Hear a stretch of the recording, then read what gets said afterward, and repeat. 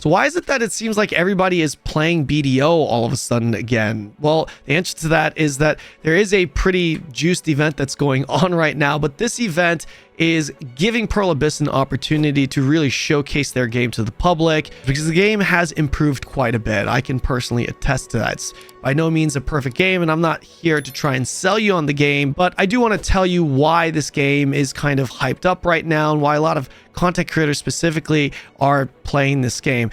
It comes down to 5 reasons, really. The first being the actual event, BDO Festa, which will provide you with a ton of free items as well as content. You're going to have a new region that's coming out. You're going to get the new class Awakening from the Megu class that just recently came out, as well as additional content with bosses and things like that, which we're going to be talking about here in a little bit.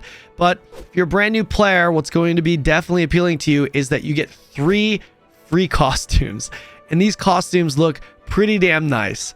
Trust me. What steals the show, however, is that you're going to be getting a brand new tier 9 Dream Horse. That's right. For those of you who've actually played this game and may have quit, or you're thinking about returning, this might sound kind of crazy, but they are actually going to be giving you your choice of either a Pegasus, a Unicorn, or a Doom Horse. Now, the second thing that's capturing the attention of a lot of players right now is actually the PvE content of BDO. This game has always been known to be really lacking in the PvE side of things, and that is starting to change.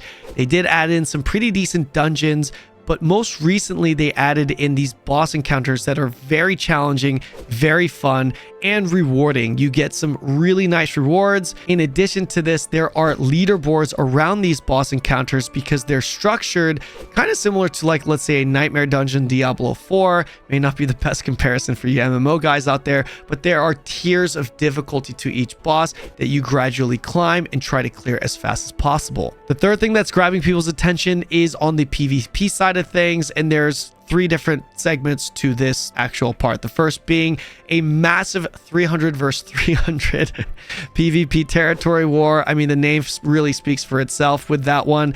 The other one being the Arena of Solaire. If you're not familiar with that, Black Desert Online does have balanced arena PvP, which has been getting fantastic reviews from its player base.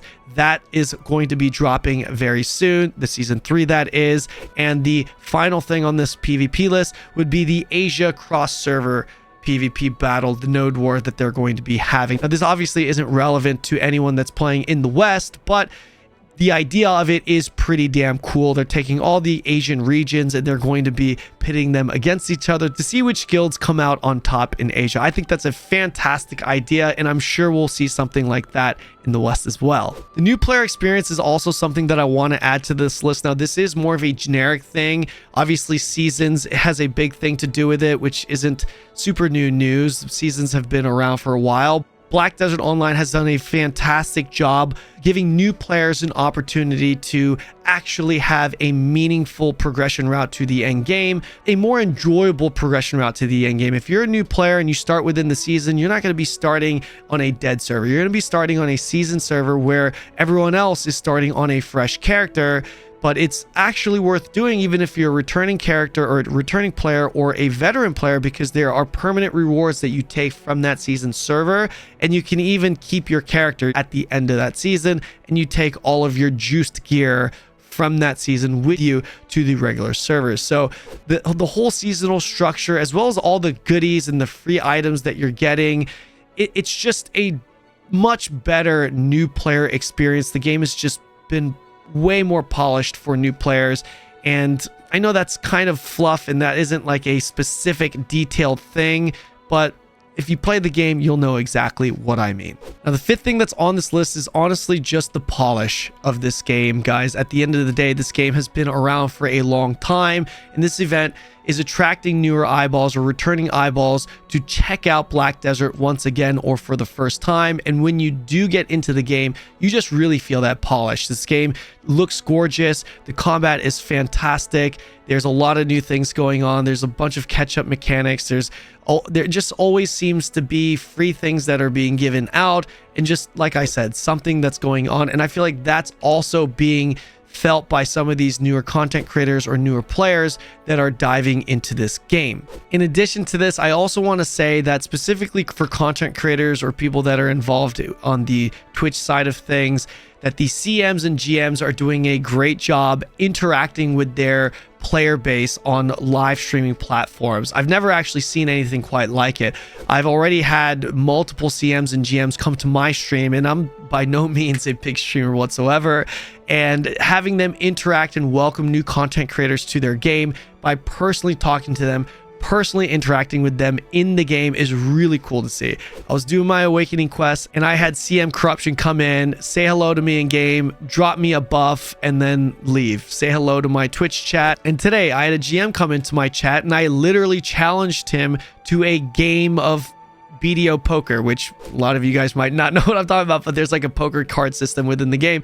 I challenged him to a game of cards, and I wagered. I bet him a value pack that I could give out to my community if I won, but if I lost, he got to drop me off in some random island location, stranded by myself, and you can't really teleport in this game. Well, you can, but I'd have to swim back.